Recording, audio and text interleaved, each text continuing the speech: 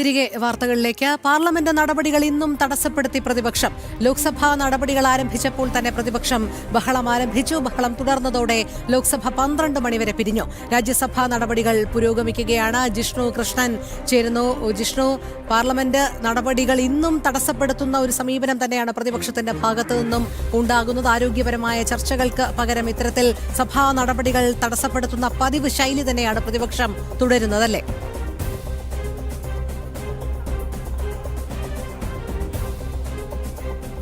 രോഹിണി, പാർലമെന്റിൽ ഇന്നും പ്രതിപക്ഷ ബഹളമാണ് കാണാൻ സാധിച്ചത്. ലോക്സഭ ആരംഭിച്ച് 2 മിനിറ്റ് മാത്രമാണ് ലോക്സഭയ്ക്ക് നടപടികൾ മുൻപോട്ട് കൊണ്ടുപോകാനായത്. പ്രതിപക്ഷ ബഹളം കാരണം സഭാ നടപടികൾ മുൻപോട്ട് കൊണ്ടുപോകാനാകാതെ ഇന്ന് 12 മണിവരെ ലോക്സഭ നിർത്തിവെച്ചിരിക്കുകയാണ്. ഇന്നലെയും സമാനമായ രീതി തന്നെയാണ് ഉണ്ടായത്. ആദ്യം 12 മണിവരെയും പിന്നീട് 2 മണിവരെയും പിന്നീട് കഴിഞ്ഞ ദിവസം പൂർണ്ണമായും സഭാ നടപടികൾ പ്രതിപക്ഷ ബഹളം കാരണം മുൻപോട്ട് കൊണ്ടുപോകാനാകാതെ നിർത്തിവെക്കുകയാണ്. ഇതിനെതിരെ സ്പീക്കർ ഉൾപ്പെടെയുള്ളവർ രൂക്ഷമായ വിമർശനം മുൻപോട്ട് വെച്ചിട്ടുണ്ട്. പാർലമെന്റ് കാര്യമന്ത്രി കിരൺ റിജിജു രൂക്ഷമായ ഭാഷയിലാണ് പ്രതിപക്ഷത്തെ വിമർശിച്ചത്. രാഹുലിന്റെ പിടിവാശിയാണ് സഭ നടക്കാതിരിക്കാൻ കാരണം. ജനങ്ങൾക്ക് വേണ്ടിയുള്ള ചർച്ചകൾ, രാജ്യത്തിന് വേണ്ടിയുള്ള ചർച്ചകളും തീരുമാനങ്ങളും ഉണ്ടാകേണ്ട ജനാധിപത്യത്തിന്റെ സ്ഥാപനത്തിൽ ഇത്തരത്തിൽ തരം താഴ്ന്ന രാഷ്ട്രീയം കളിക്കരുത് എന്ന വ്യക്തമായിട്ടുള്ള വിമർശനം പാർലമെന്റ് കാര്യമന്ത്രി ഉൾപ്പെടെയുള്ളവർ മുൻപോട്ട് വെച്ചിരുന്നു.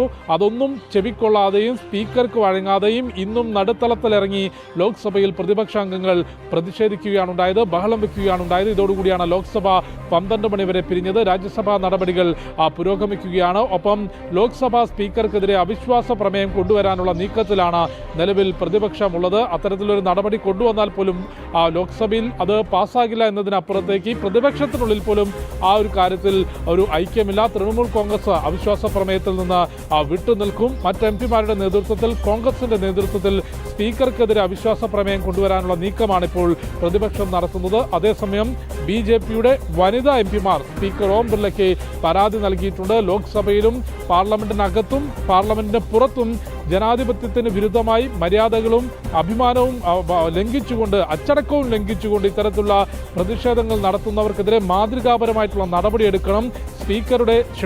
രാഷ്ട്രപതിയുടെ നയപ്രഖ്യാപന പ്രസംഗത്തിന്മേൽ നടക്കേണ്ട ക്രിയാത്മകമായ ചർച്ചകൾ, ബജറ്റിന്മേൽ നടക്കേണ്ട ചർച്ചകൾ, ഇതെല്ലാം മുടക്കിക്കൊണ്ട് എന്താണ് പ്രതിപക്ഷം ഉന്നയിക്കുന്നത്, അവർക്കെതിരെ മാതൃകാപരമായിട്ടുള്ള നടപടി വേണം എന്നുള്ളതാണ് BJPയുടെ വനിതാ എംപിമാർ സ്പീക്കർക്ക് നൽകിയിട്ടുള്ള കത്തിൽ ചൂണ്ടിക്കാട്ടിയിട്ടുള്ളത്.